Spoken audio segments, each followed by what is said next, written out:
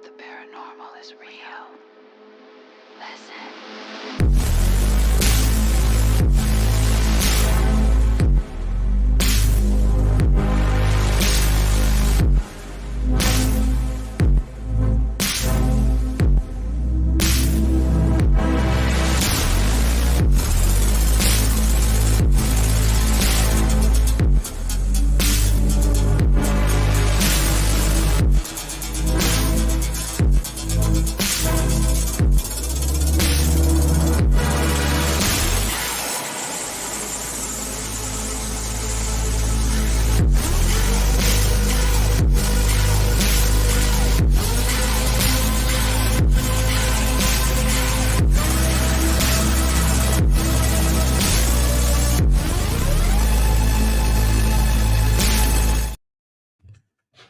Hello, everyone, and welcome back to Paranormal Ripples. I am Ray, and this is Abandoned Legacies, episode 18. This is the show where I talk about abandoned legacies like abandoned ships, abandoned houses, abandoned, you name it, whatever's been abandoned, I talk about it basically. And today, I'm talking about a mountain range, which you can actually go on a trail for, obviously, but it's abandoned because, how can I put it, in history, like, I think you're going to know by the mountain range's name that there's in Native American Indians that settled on the land, and now there's nothing. Like you can just like I said, you can go there, and I do a trail and everything, but there's so many legends and myths on the trail. Well, not on the trail, but on the place. It's crazy. So it once this mountain range is the Appalachians, the Appalachian mountain range, and it goes through North America and Canada, and some of Canada. And I think it also goes to Greenland, if I remember correctly reading, but I could be wrong.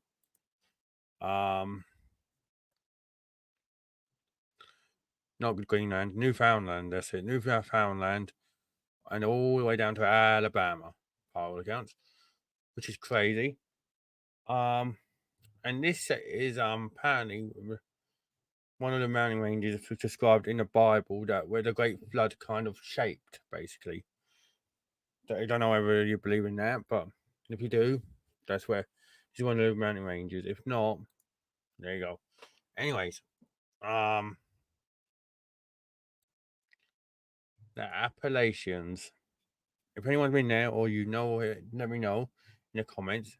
As always, hit that like button, subscribe if you haven't already, all that good stuff. I'm trying to get 150 by the end of the year, or maybe even more if you share it and recommend me to your friends, family, etc.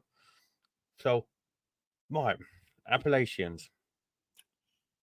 Like I said, they refer to several different regions associated with the mountain range and its surrounding terrain, but it runs from the island of Newfoundland in Canada southwestward with 2,050 miles to central Alabama.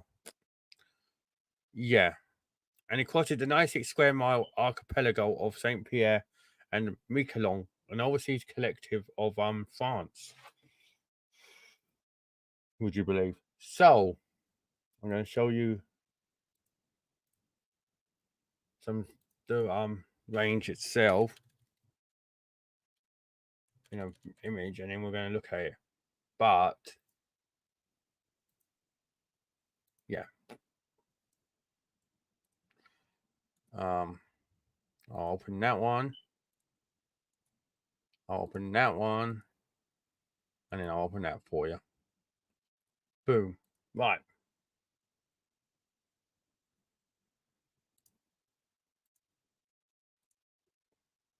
Here we go. This is one of the pictures. Isn't that beautiful?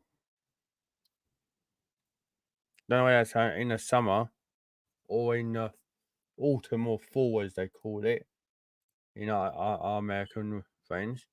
But the colours look amazing. You know, like the crisp golden brown leaves, the sunset there, and the ocean in the background. That's an art extreme. Bob Ross would be in his element there, wouldn't he? Honestly. Um, then we have this one, another one which ain't got too much in. But look, you see what I mean? It's like, but this is the one that's gonna interest all of you. There you go. It runs all the way through this 2,050 miles. Look. So even the smaller mountain ranges like the Smokies and everything all come under it. But blimey, look at that. But yeah, this was described in the Great Flood story, one of these mountain ranges. This was shaped by the Great Flood, apparently. If you believe in the Bible version, it was shaped by the Great Flood. You know, the one that Noah built the ark for. And talking of the ark, there's one a replica in Kentucky. So, and funny enough, the Appalachians go through a bit of Kentucky. So, what does that tell you, everyone? Anyways, but yeah, that is what we're going to be talking about all this today.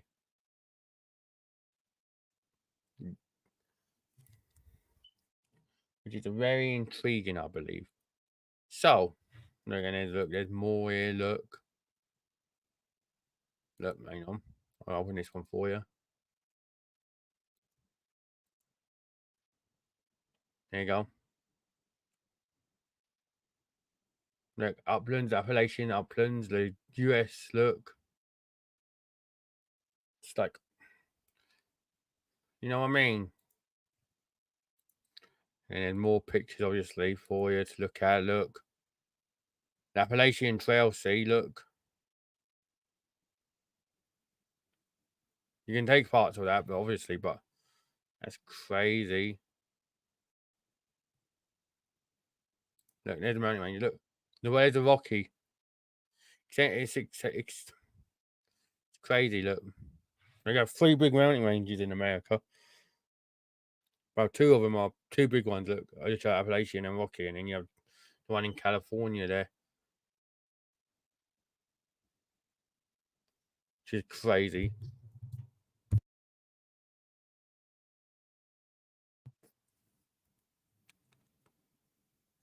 But yeah, if you've been there or you know it, let me know. It looks amazing. Yeah, it's deceptively dangerous. Look, there you go. No.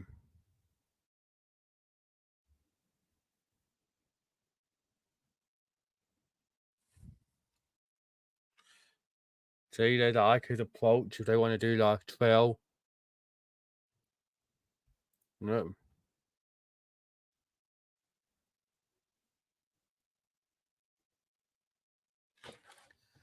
It's like an hiker's dream, I presume.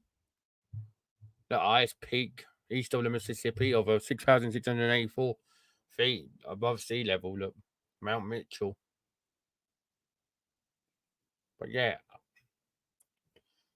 well, that's what we're talking about anyway. So obviously, there's folklore surrounding these places. You know, obviously, as well as I do, you can't have a mountain range or anything without a bit of folklore attached to it. Even in GTA, I know GTA is a video game, but look at the ghost of Jock Cranley's missus. They had to put that in, didn't they? And also Mount Chiliad and no. But you look.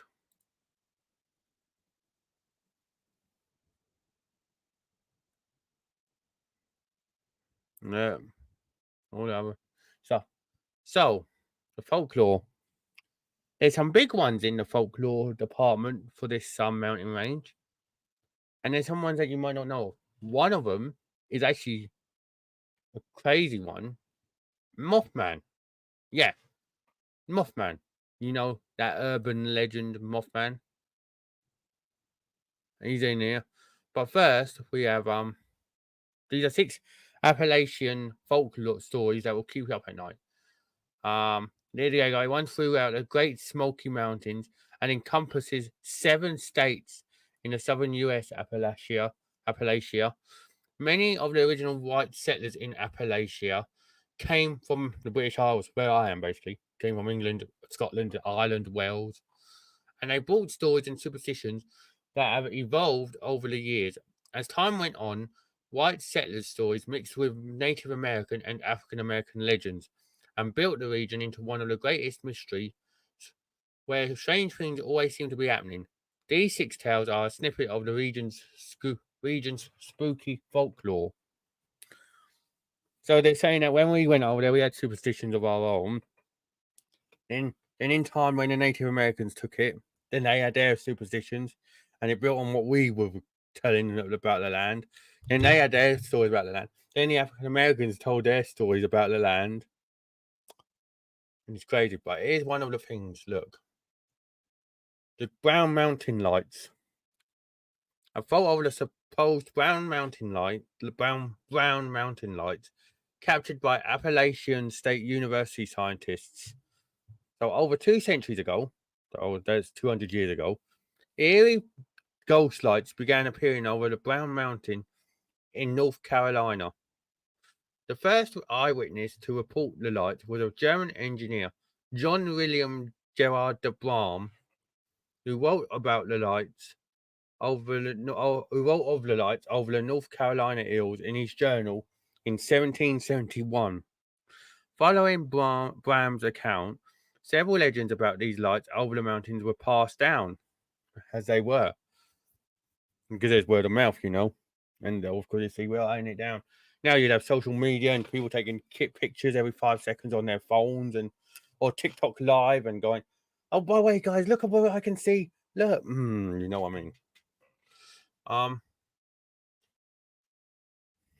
So many of you may have seen the lights say that these glowing orbs dance over the hills soundlessly, so there's no sound attached to them, until they silently dissipate or explode over the rolling peaks. Then in 1922, the United States Ecological Society investigated the Brown Mountain phenomenon and determined that the lights were simply car headlights or lights of passing trains. However, this was disproven after a massive flood wiped out all the roads and tracks on the mountains, and the lights still appeared. Yeah, I'm not really helpful. I can understand the train element, because in the 1700s there would be trains, I believe. And they would I think trains were starting to come into their element, but cars, no. But yeah, I can understand that. Obviously, the train. I know then obviously the flood, obviously, but the train one I can understand a bit more than the cars. Obviously, it wasn't that though, but you know what I mean. There are many theories though about the Brown Mountain Lights, as well as Appalachian folk stories. However, the most common is the story told by Native Americans in this area. Cherokee legend, or let's see, Cherokee Indians, Cherokee Native Americans, whatever you want to call them. They're one of the most popular Native American tribes in America. Wherever you go in America, you can guarantee that the Cherokee Indian would be around somewhere. Your Cherokee chief. So Cherokee legend claims, I'll zoom in a bit more for you if you can't see, claims that there was a bloody battle between Catawba and Cherokee. Right. So if you don't know what Catawba is,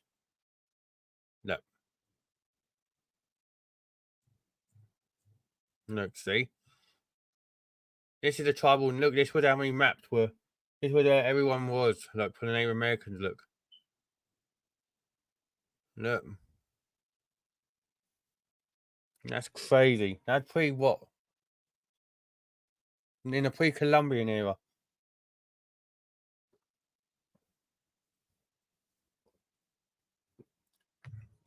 So before Christopher Columbus come over. Look. You want to go and read all this, it's on this page, thecollector.com. But look. More, look, the French and Indian War, look. There you go, look. Look, we had all that, look, the British claims, look. Which is disrespectful. Then the Spanish obviously took that. French took down there in the Dominican. And then around there was all the Russians. Obviously, that makes sense because Russia and Alaska were like that. Then they come apart now, they're going closer together again. But yeah, go and read all that. That is fascinating, all that stuff.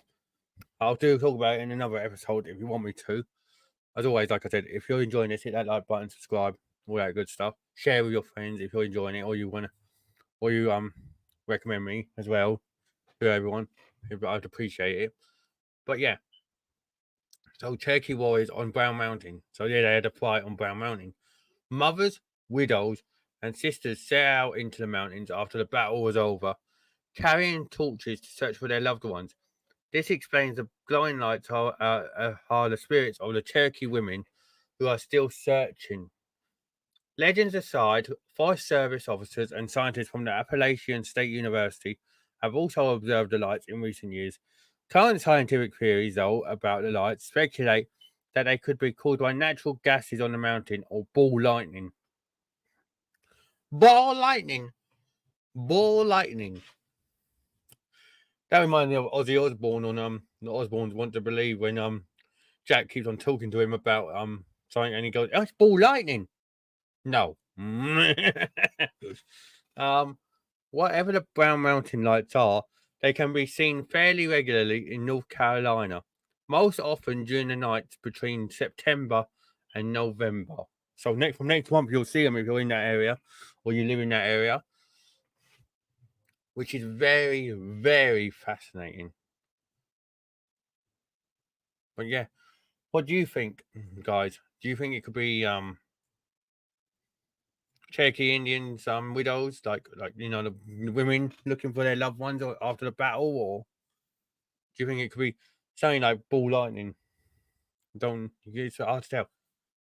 And here, lo and behold, is Mothman, the one I was just talking about before I started this thing. Point Pleasant, West Virginia. That was the site of the first ever Mothman encounter, I believe. That's why they got a statue there. Because I believe it's two lovers.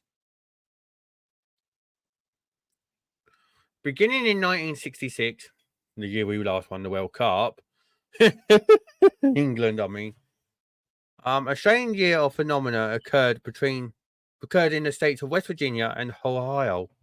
It began with two couples, told you, who were driving past an abandoned World War II TNT factory. Then they saw a huge man-like bird with glowing red eyes flying parallel to their car. The creature had a 10-foot wingspan, and despite their attempts to flee, the car could not speed past this being, even while going over 100 miles an hour. After reaching the city limits of Point Pleasant, West Virginia, the couples reported the sighting to the police immediately. Newspapers dubbed this creature the Mothman, and the story eventually took off. Over the next year, the residents of Point Pleasant saw this Mothman at least 8 more times. Bloody hell. Every time the description was eerily similar. A large man-like bird with huge red eyes. Many dismissed this phenomenon, though, claiming that the hysteria was simply over a sand eel crane that had gone off its normal migration route. Okay. And what does a sand eel crane look like then?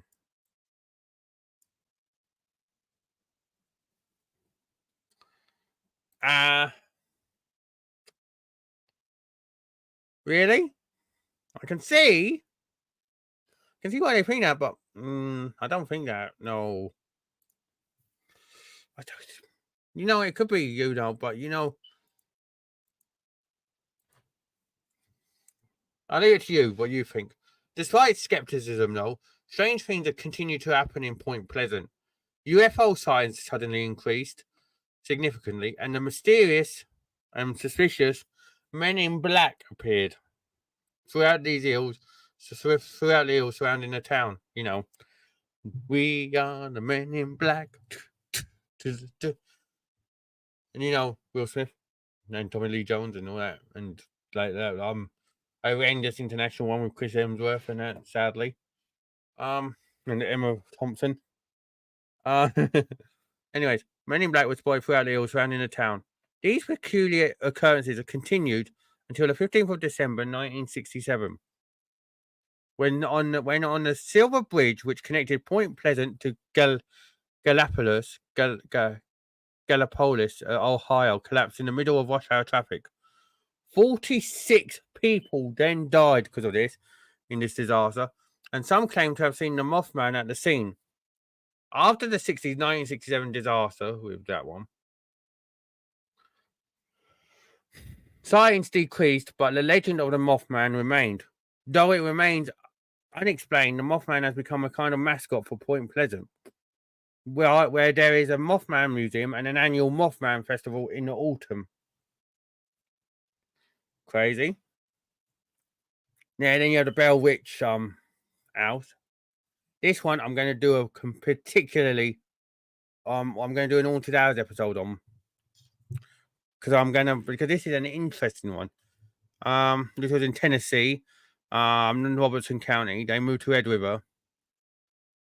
Around the turn of the 19th century, their log-built home was after a decade of moving into their log-built home, the family began experiencing strange activity. The activity continued to escalate, and the Bell's daughters began complaining that someone or something was pulling on their sheets and pinching them while they sleep. Well, they tried to sleep. John Bell was determined to keep this phenomenon a secret, though, afraid of what the family's community at the Baptist church would think. Eventually, he told the story to his friend James Johnston, and Johnston was skeptical until he stayed the night at the Bell farm and experienced the entity himself. After Johnston's visit, the story spread and the entity started growing stronger, feeding off of this attention, though. The poltergeist had began speaking and claimed it was the spirit of a local witch named Kate Batts, which brought about the nickname the Bell Witch. She constantly argued religion, saint hymns, and even once recited 2 sermons word for word, and while they were being told at their respective churches, which were 13 miles apart. And the activity became so notorious that the General Andrew Jackson, who would later become president, I believe, after Lincoln died, and his men visited this farm. And after a night of harassment from the witch, they departed quickly. Later, Jackson supposedly said he would rather fight the British at New Orleans than fight the Bell Witch. Jesus. Then after John Bell died in 1820, the entity claimed she had poisoned him. She disappeared and reappeared to the family several times throughout the 1820s. First to convince the Bell's daughter not to marry and also to speak with their son. After a seemingly final departure from John Bell Jr. in 1828, the entity claimed that she would return to haunt the Bell descendants in 1935. Dr. Charles Bell, a Nashville-based neurologist, was John Bell's closest living relative. It is unknown whether he was haunted by the Bell Witch, but the legend has endured in Appalachia as one of its most famous ghost stories. The phenomenon of the Bell Witch has never been able to be disproven, though, and to this day it is unknown what happened or whether the Bell Witch poltergeist was a hoax. Now, more Cherokee legend. You have the Moon-Eyed people. One such story is about this Cherokee cosmology is that of the Moon-Eyed people. These are beings that are another race of humans who are different in appearance from the tribe of Cherokees. They were described as small and bearded, with incredibly white skin and huge blue eyes.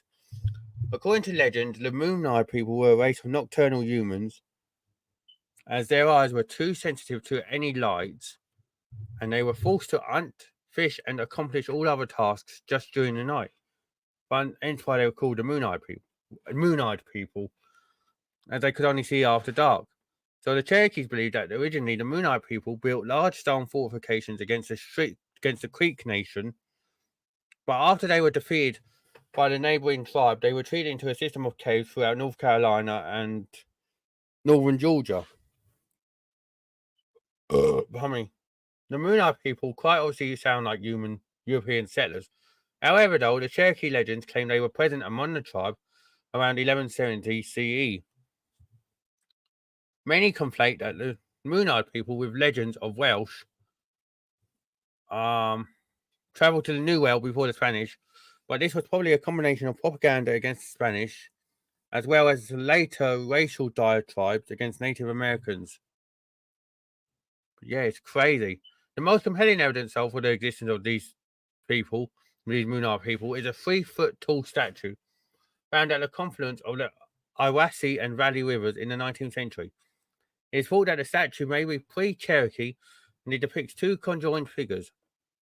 It's in a museum now in the Cherokee County Historical Museum in Murphy, North Carolina. And there's like obviously the Flatwoods monster. On September 12, 1952, four boys, Edward May, his brother Freddie, Neil, and Tommy, Neil Nunley and Tommy Iyer, were playing on the field at Flatwoods Elementary School in Flatwoods, West Virginia. Right before dusk, the boys saw a strange flying object streak across the sky and crash into a hillside on a local farm. Curiously, the boys ran towards the crash site, as you do, recruiting the May's mother, Kathleen, and the National Guardsman, Eugene Lemon, along the way. When the group reached the crash site, they saw an eerie pulsing red light, and Lemon shined his flashlight towards it, and it revealed a 10-foot tall creature with a spade-shaped head. Spade-shaped, fucking hell. And glowing orange eyes. The creature's hands were gnarled and taloned, and it was wearing what appeared to be a dark metallic dress. The strange insignia mist hung in the air around the creature as it levitated above the ground. According to the group's account, the creature hissed and began gliding towards them. It was then that the witnesses fled, with running to the sheriff's office immediately. That's what it looked like. The sheriff's office investigated this crash site, and they could find nothing that resembled the creature. So everyone talked it up to hysteria, and that the symptoms that they were experiencing were startlingly similar to the effects of mustard gas. Today, there is still no answer to what these six witnesses saw in Flatwoods. Many think they mistook the creature as a large brown owl. However, the town surrounding Flatwoods now commemorate the event and the monster with a museum and plenty of photo ops. And then there's the last one, the Wampus Cat. The Wampus Cat is the name given to the feline creature with glowing yellow eyes and 6 legs. The legend involves a Cherokee again, but it's not a story from their Native American legend. Rather, it is a story about Cherokee people as characters in the tale of how the Wampus Cat came to be. So basically, it comes from an old regional name for the eastern cougar, the calamount. In time, this transformed into the word catawampus, which described any strange animal that roamed the hills of Appalachia. Eventually, it just evolved into the Wampus Cat, and different versions of its origins are told throughout the region. But the most well-known origin for the Wampus Cat says that a beautiful Cherokee woman was curious about the pre-hunting rituals that her husband and other tribal warriors did before going into the woods. So in an attempt at stealthy seeing the rites, the woman disguised herself in the skin of a cougar and hid behind a rock while the shaman performed the ceremony. However, she was found and the shaman cursed the woman by changing her into a human cougar hybrid. She became known as the Wampus Cat and is said to roam Appalachia alone, wreaking violent havoc against other animals and frightening humans wherever she goes. The Wampus Cat was also a term used in the 1960s when in North Carolina, the Goldsboro Argus newspaper used the phrase to describe an ape-like creature that had been spotted in the hills. The story attracted attention, and soon people began descending upon the woods of North Carolina in a craze to find the creature. In the end, though, the sheriff called off the search and called the Wampus Cat a hoax. And however, to this day, the Wampus Cat is used as a cautionary tale to find children, as she is said to angrily wander the region, searching for revenge in any way possible. Dang. So there's some 6 folklore stories there, and then there's some more about the reindeer on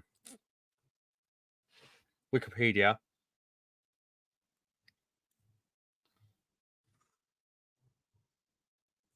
Look, and it tells you about all the different regions. Look,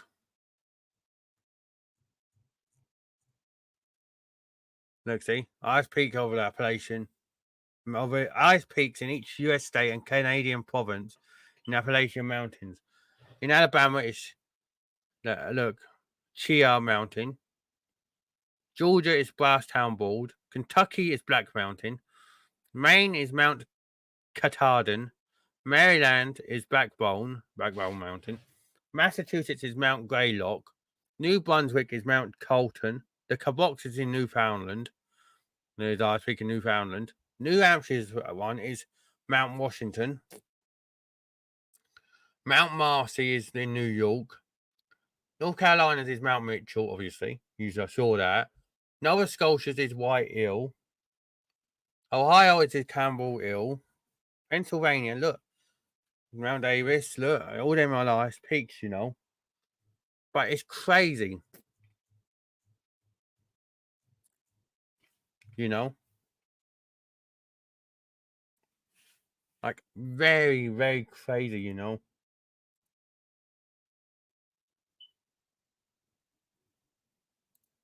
Like, it's very... No, and there's flora, there's stuff on there. Ecology over there, look. Ecology. Or...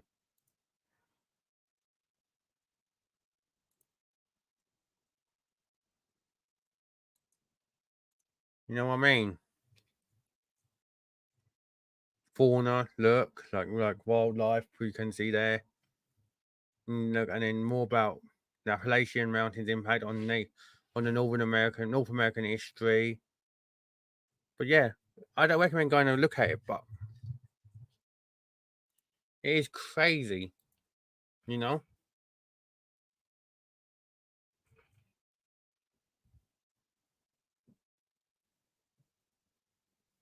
So I'm going to leave this part here. Thank you so much for watching. Hit that like button, subscribe if you haven't already. Love and be kind to everyone. Share this video if you enjoyed it and you recommend it to other people. I'd appreciate it. Like I said, I want to get my subscribers up on here now. And so thank you so much for watching. Take care. Like I said, love and be kind to everyone. And